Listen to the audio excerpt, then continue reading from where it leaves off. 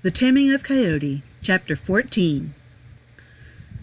A large crash came from behind a small group of wandering folks as they traveled through the dense foliage of the unknown virgin woods. Of course, they all turned to investigate. The older men, faces bushed with beards and mustaches, sneered their lips. "Avery!" one of them called. "Quit being so clumsy, boy! You're slowing us down!" Out of the small pit crawled a boy, about 14 in age. He was fair of face, hair a color between red and brown, and chin length and straight. His panicked blue eyes peered up as he tried to drag himself from the hole. "I'm sorry, Hogan," he grunted. "I'll try to be more careful." After dusting off quickly, he rushed to rejoin the group. "Hogan," one of the men grumbled, "you are clueless as to where we're going, aren't you? We are completely lost. We'll never find a new village." "Quit your whining, Lewis," Hogan snarled. "It's not my fault that we're lost. Even if we don't find a new village, maybe we can find a nice spot to erect our own." "But Hogan, we don't have anything to do that with, do we?" Avery asked. "It would take forever to build a village ourselves from scratch." "We've got the skills, Avery," Hogan spat. "There is game to be hunted, wood to be chopped. Trust me, we can do it if we pull together." Avery sighed as the women and other men pushed past him. He was left pulling up the rear again. He was starting to get really frustrated. Seemed he always ended up there. He was the youngest member of the group. By now it was becoming very apparent that he was a burden to them, a liability. He often wondered if it would be better to just sit down and separate from them. Honestly, if he were lost or severely injured, would they come to his aid? He doubted it. So, he lagged behind. That night, everyone huddled together around the small fire. The men had set traps hours before. However, nothing had happened upon them. That night would be another night that no one would eat. It was going on the third solid day. "I am so hungry," one of the women whined. Her husband wrapped his arm about her and gave her a gentle squeeze. "Be strong, Sally girl. We'll catch something soon. Either that or we'll find some edible roots and berries to hold us over." "I don't know how much more of this I can take," she said. "Hogan is going to get us killed." "Hold your tongue," her husband warned. "I know that we're all under a lot of stress, but Hogan is doing the best that he can. No one has exactly been able to prove themselves more capable. At this rate, we may need to resort to turning on each other." Sally eyed across the fire at Avery. The young man gulped as he felt her eyes burn through him and make his blood run cold. "Maybe we can eat the boy." "Sally!" her husband scolded. "Avery may be clumsy, but he's young. We'll eventually need him as much as anyone." Avery stood. Despite that nice bit of defense, he felt uneasy. So he drifted further away and settled himself on the ground. "Avery!" Lewis called. "Don't wander off too far. There are predators all over the place around here. They don't like fires. The further away from it you go, the more likely they are to pick you off." "Thanks for the warning," Avery replied with a sigh. The morale was dropping. Every day they traveled further. Every day, new sets of traps were set. Every day, those poor people went to bed with empty bellies. The breaking point was near. Everyone could see it coming, sneaking forth day by day. Sunset was soon falling upon yet another. Tension was high. On this night, it was Avery that had been sent to check each and every snare. He wasn't quite sure why. He was weaker than the others, though somehow the woods brought a strange sense of comfort over him. The walk alone was a nice escape from the miserable fate that seemed to be drawing near, so he would not argue. So far, there was no prize to be gotten. The snares were all undisturbed. Was hunting truly that poor? Not even a squirrel? Avery was afraid to return to the others now. He couldn't face the notion of returning to them empty-handed. There had to be something. As Avery came upon the final snare, He sucked in a breath and held it. The hunger had finally affected his brain. He was seeing things. It had to be a dream. The last snare was sprung. Avery rushed to the animal with a loud cheer. Once he reached it, however, his cheer faded. What a beast! And it was still alive! A coyote was taken about the neck by the snare. He must have tripped it accidentally in pursuit of his own prey. Now it was all he could do not to strangle. Oh, and what a monster of a coyote he was! He was as big as the mightiest wolf, and he was covered in red, bushy fur. Dark, black, zigzag stripes patterned across his body. He was flawless, beautiful, and frightening.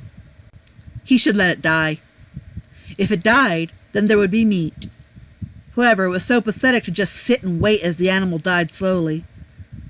No, that was just not the right thing to do. "Hang in there, big fella," he said in a soft and soothing voice as he knelt beside the panting beast. He wasn't quite sure just what he'd be able to do to save him. As he examined the noose, he ran his hand over the bushy fur. So soft and coarse all at once it was. It was a brilliant overcoat and a plush undercoat. What a specimen. A strange rock looked promising. It could have been coincidence, or even lost by natives that had passed through this way. Anyway, to Avery, the rock looked very promising. He pulled on the noose and began to file the sharp edge of the arrowhead-like rock around twine-like hold. Chunks of red fur came off here and there. In the end, the snare snapped apart, and the coyote was free to cough and gag. "There you go." Coyote watched Avery carefully. It was a tense moment for both of them. Avery was aware that this coyote could eat him. At his size, probably almost whole. For a coyote, he didn't quite know what to make of this boy. It is a rare soul to free the mouth that could eat it. Avery flew backwards in shock. You spoke! A talking animal! How can this be? Am I imagining things? If you are, then you have eaten something that you shouldn't have, Coyote replied with a growl-like chuckle. His stare was so intense, but he didn't necessarily seem aggressive. Stick to nuts and berries you recognize, rather than mushrooms and berries that you do not. Are you a goblin? A fairy? An otherkin? Otherkin? That was an odd word on Coyote's tongue, yet not a foreign one. I suppose you could say that. I am Coyote, the guardian of these woods and everything in it. You are? I... Avery stammered. Proper etiquette states that when someone introduces themselves to you, you should do the same. I am Avery Turn, he stated boldly. Avery Turn, Coyote repeated. He licked his lips as he seemed to place the name in his head and embed it there. Well, Avery, I suppose that you have my gratitude for freeing me from this trap. You are bold and brave. Coyote circled about the boy as he spoke. Of course, it started to make Avery quite nervous. Such trust you have. Even knowing the risks, you performed a noble act of kindness. For this, I would like to repay you for the deed. Ask anything of me. Make your wish, and it will be yours. A wish? Any wish? Coyote would give him anything? Avery was overwhelmed and confused. What could he wish for? What would he wish for? As temptation swam about his head, he looked around absently for further inspiration. Then his eyes fell on the snare. It was then that he realized his gift of gratitude was a miracle. He could not waste it selfishly. I can have anything? Yes. I am with a small group. We have become separated from our clan.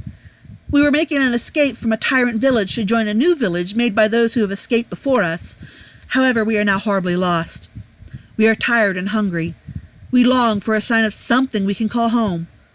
The lack of these precious things has made us all so hopeless and weary. If I may have any wish, it would be to save them. An awkward silence followed after that. Avery wondered if he had perhaps overstepped himself. Coyote stood, emotion-free, as he considered the boy's words. Avery dared not speak without a clear sign to do so. The powerful spirit was a stranger. There was no telling what he was like. "Return to your fellows," Coyote finally replied. He even gave a strange sort of grin. "Tell them that you have found nothing." "That was what I was afraid of," he sighed. "Do not fret. Luck will come your way very shortly. But I do this for you. Therefore, it is you that should accept it before you share your blessings with your fellow men. Be the first to partake of my gift." "I could not even dream of torturing them so," Avery boldly stated. "I could not eat in front of such weary souls." "They do not have to watch. They do not have to wait for you to finish. What they must do is let you claim it and take the first bite. You saved them from starvation. If not for you, they'd die here, lost in this wilderness. Therefore, only when they follow you shall they receive my protection." With that, Coyote turned and bounded into the shadows. Avery called out to him, but it was no use. In moments, he was left alone with nothing to take back to the others except the hope that Coyote would come through with his promise. There was no telling how they would react. He wasn't even sure if they'd believe such a story, or if he should even tell them at all. He barely believed it himself. Was Coyote trustworthy? Could he put his faith in the trickster of the forest? Rocks and fallen sticks sure were interesting. At least, that was the case for Avery. Whether Coyote was true to his word or not, Avery would have to face the others with nothing to show for their troubles. How would he know what to do? He was the low man on the totem pole, not even a man yet. How could he place himself at the top? "There he is!" Lewis cheered. "Did he bring meat?" Sally called. "He looks terrible," her husband added. "Avery!" Hogan called. "Wasn't there anything in any of the traps?" Avery paled and blushed all at once.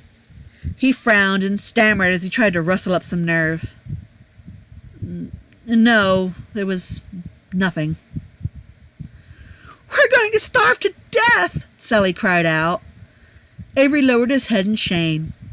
Everyone was frustrated and venting, but no one actually blamed him for the failure. Still, he felt the fault was his. Loud snarling pulled everyone into a startled silence. What was that? The answer came quickly as a cry sounded. Then out came a large buck. It leapt towards them, over the bushes, and fell helplessly to its knees. Blood flowed from the gaping wounds in his neck. In a flash, Coyote bounded over the same bush and was upon him. He was swift to tear out the large deer's throat and silence him forever. So close to the camp, the people, the fire, this was amazing and frightening. The people were in awe and a little confused. There was meat. There was also a very big coyote on top of it. Everyone glanced from one another in hopes of an idea to come to one of them. It was Avery that boldly improvised a plan, based on what Coyote had said before. He rushed forward, towards the game and Coyote. Calls of fear and protest came from behind him. That beast could swallow little Avery whole if he wanted. "Coyote! Master of these woods! I beseech the right to this meat," he called. "My people are weak and starving. They cannot go on like this much longer. Please, bestow upon them this gift of nourishment so that we may move on to find a place of our own to call home." "Avery!" Hogan called. "Boy, have you gone mad? That's no puppy!" Coyote licked his lips, almost as if to grin at Avery and his quick thinking and imagination. He then eyed the group of people behind him about the fire. "For a mere boy, you have quite generous intentions, and a bold nature flickers within you. There is a born leader in you." "He spoke!" Sally gasped. It was not only Sally who was shocked by this amazing magic that gave Coyote the power of speech. Truly everyone was. Avery stood his ground nervously. Coyote, so far, seemed as good as his word, but he was still quite an intimidating creature to face. "Your words are kind, Coyote," he said, "but please, What of the meat? A leader requires a lot of nutrients to which to feed his brain, Coyote explained. I will make you a deal. A deal? I will present this kill to you, Avery. You may do with it as you please, so long as you are the first to partake of it. After that, it will be your word that goes. He's just a boy, Hogan argued. Small boys grow into strong men, Coyote snarled. You are in no position to negotiate or argue with me. You are trespassers in my woods. I accept this boy as an ambassador. He will represent you. Do not dishonor that. I show great mercy to those who are worthy. Therefore, it is conditional. Even now, my coyotes have surrounded the camp. My demands are quite small, don't you think? How badly do you want to survive? No one answered. Their lives depended on the clumsy teenager. That wasn't exactly very comforting. Still, that was so much meat, and their bellies were so empty. Hogan looked over all the others before waving his hands about.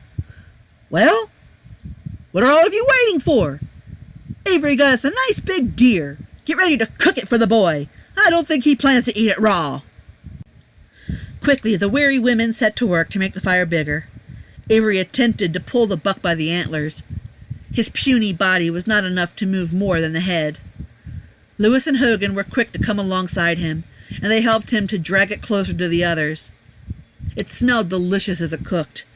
Droopy eyes and watering mouths stared and glanced occasionally at Avery. With eyes in the darkness, like glittering stars, no one would enjoy it without the permission of the one so young.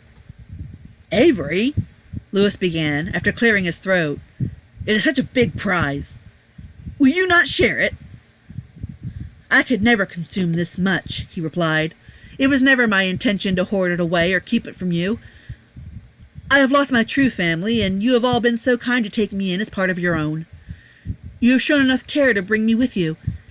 Therefore, I should repay that kindness by making you all strong enough to see our journey to its end. I wish to earn your respect, and all I ask is for the first bite, as Coyote has so proclaimed. You are all then free to dine upon it until your bellies are full. We all need each other. We are all we have. He pleased me, Coyote said with a tone of fondness. Sonia had been transfixed, caught in the story that he told. However, he seemed to be slowing now. The whole thing was one big test.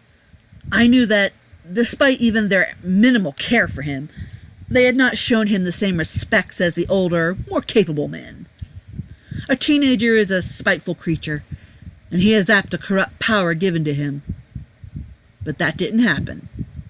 Avery Turn was kind, polite, and very generous. The people with him were at his mercy, and they had to trust him in his judgment. His choices would decide the fate of their lives. He made the right choices. Then what happened? Sonia asked. Don't stop now. Tell me more. Coyote let out a chuckle. Let's save it for another time. Now you need your rest. With that, hearing no argument or protest, even if she had dared to give one, he scooped her up and set her onto the bed. Ezra, virtually ignored throughout the whole storytelling event, grew tired of the lack of attention, so he hopped onto the bed as well. Careful of her pained ankle, he found a nice place at the foot of the bed, safe from her injury, yet close enough to feel her warmth, where he rested himself. This is where he would sleep.